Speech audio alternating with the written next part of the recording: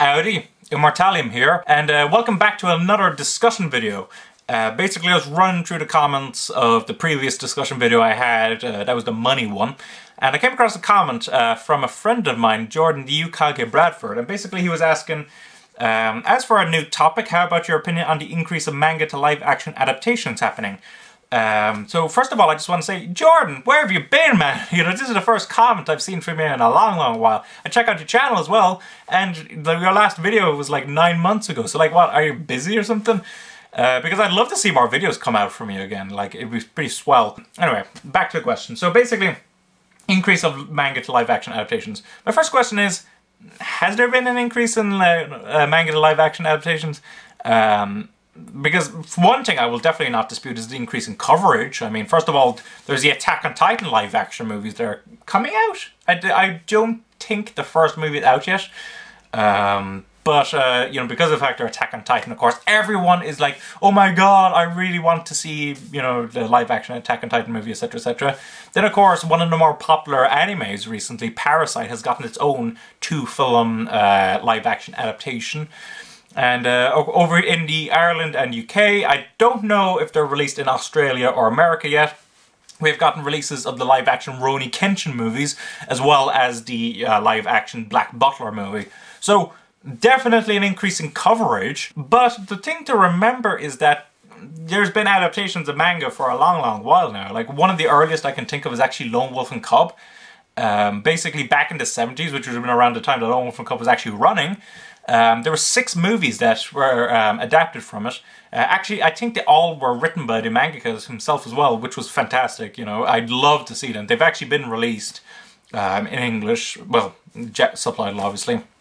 So I'd love to check them out. Also, if any of you have ever seen a movie called Shogun Assassin, that's actually like an edited version of 2 Lone Wolf and Cub movies put together, just so that they have all the actiony bits and, you know, it was, you know, dubbed over in English and all that. But anyway, so there's been that. And, of course, like, if you've ever gone onto Anime News Network and checked out the box office things that they release, which actually, come to think about it, I don't recall seeing any of that recently. But anyway, their box office statistics, etc, etc. They not only cover anime, but they also cover live-action adaptations of manga.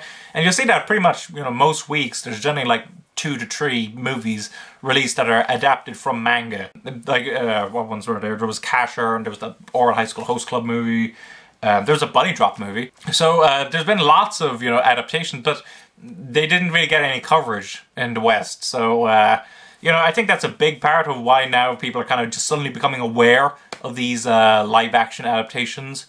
And the other thing I just want to point out, something that people still aren't aware of, and this will take some people by surprise, particularly those who are just really interested in anime and manga, etc, etc, is the dorama series. So the dorama series are basically live-action Japanese television series that air in Japan. And generally they're short enough, you know, there might be 2 episodes, there might be 11 episodes, generally not much more than that. You know, there's various reasons why they'll get aired, you know, like it might be an anniversary of something, it might be to promote something, it might be a special. But quite often they're adaptations of books or manga. You know, there's been lots of adaptations, like Negima. I know there was a live-action TV series of Negima. There's also a live-action TV series of Great Teacher Onizuka. I know that's been adapted into a lot of different, in a lot of different countries like Taiwan, and was there a Korean one? I don't know. And also there's been a live-action adaptation of my favorite manga of all time, With the Light. That was a TV series that aired in Japan. I would love to see that, considering how much I love the manga, but, you know, I'm probably not going to be able to see it because the dramas don't get released over here. And of course, you might be wondering yourself, why would they choose to get adapted into dramas rather than anime? And this is going to shock some people, but like pretty much every other country in the entire world, the Japanese generally prefer to watch stuff live action. Let's take, you know, a couple of examples. So, first of all, most anime airs late at night. Like, for example, the most popular series recently, Attack on Titan, aired, was it like 1:45 AM in the morning? And, you know, like, if you check out, like, the top 10 animation rankings in terms of ratings, you'll see that Attack on Titan broke none of them. In fact, all of the animations that get into that in Japan are primetime series, like, for example, Detective Conan, One Piece, Sazai-san, etc, etc. And generally, like, you know, they get, okay, like One Piece I think gets about 8%, Detective Conan gets like 7.5 or something. You know, that's pretty popular. But live action TV series generally seem to get maybe like 10 to 13%, which is still less than the most popular anime running in Japan, Sazai-san. But, you know, taking an average, that's way, way, way better than a lot of these other anime adaptations. And one of the big thing about any adaptation, particularly of a manga, is that they want as many people as possible to see it so that they'll be interested in picking up the original manga. Which is why, you know, if you're gonna, you know, if you have the choice between a live-action adaptation and a anime adaptation, most mangaka are probably gonna go for that live-action adaptation, simply because it means, oh, more people are gonna see it, and that means that my manga is gonna sell better. So yeah, that's probably one of the more lesser-known parts of, you know, the whole Japanese entertainment industry in terms of otakudom. Now, if you're asking about, like, another possible interpretation of this question is the increase of manga to live-action adaptations in America, which definitely there has been an increase of potential movies released of manga. There was the Ghost in the Shell movie that is coming out, I think 2017, starring Scarlett Johansson. I know there's been a couple others.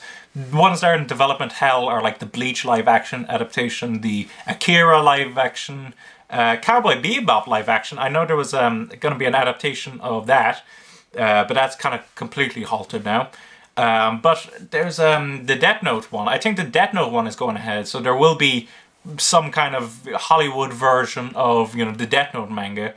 And if you're talking about the increase of that, I think it's just simply because the Japanese want to cover more of the world. So, like, if a Hollywood movie adapting one of the manga that, you know, Japan has released gets released, it's going to get released in lots and lots of different countries throughout the world. Like, I'm sure the Ghost in the Shell movie will probably get released in most markets. It'll do probably upwards of like $100 million, $200 million, which is way more than most Japanese movies are going to do.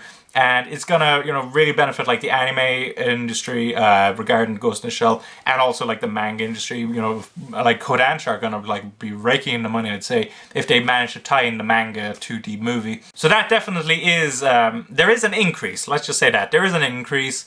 It isn't that much. And also, actually, oh, I completely forgot. There's meant to be that live action TV series that HBO is doing of Monster. I haven't really heard anything about that. They're probably still doing it, maybe, I don't know.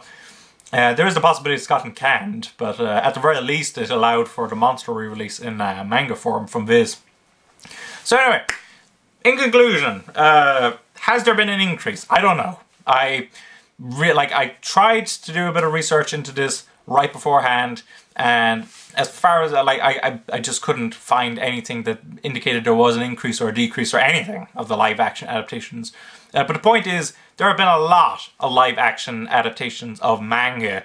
It's just that a lot of people haven't really been paying attention to them until recently, when there's, you know, like the Attack on Titan, Rurouni Kenshin, the Black Butler, the Parasite, and then of course the dramas. People still don't seem to be aware of that. The fact that they're more popular than the animes in their home country, that most mangaka are probably going to pick those because of the fact that it means that more people will see it, and therefore more people want to buy the manga original.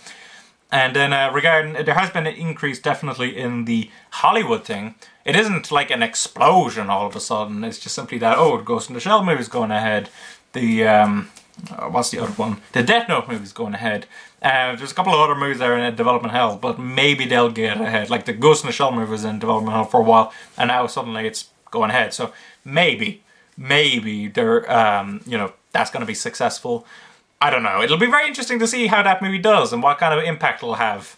Because definitely a lot of people are aware of Ghost in the Shell. But as far as I can tell, there isn't an increase in manga adaptations, just simply an increase in the awareness of them in the Western otaku community.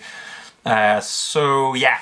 Hopefully, you know, I answered the question. Hopefully it was an entertaining video. I'm no expert when it comes to this. Unlike, you know, my spending habits on manga, I'm not an expert when it comes to live action adaptations of manga. Sorry about that. I did my best. I did my best to research it and all, but what can you do? So basically, actually, one thing I just want to point out to some people just before you click off is the last week there wasn't really that much recommendations of topics for my next discussion video. There was a couple, but there was a noticeable decrease from that previous video I had done. So I would love for more of you people just to recommend me stuff. Don't be afraid, you know, to recommend me something, you know. Just say the first thing you want me to discuss that pops in your head, and just put that down so that you know, that I'll have more options next week. Because, you know, that'll make it much easier, and I'm sure it'll be much more entertaining. It'll give me more options, I'll be able to see more interesting topics, etc, etc. So, thanks for watching. Don't forget to comment, rate, subscribe, and bye-bye.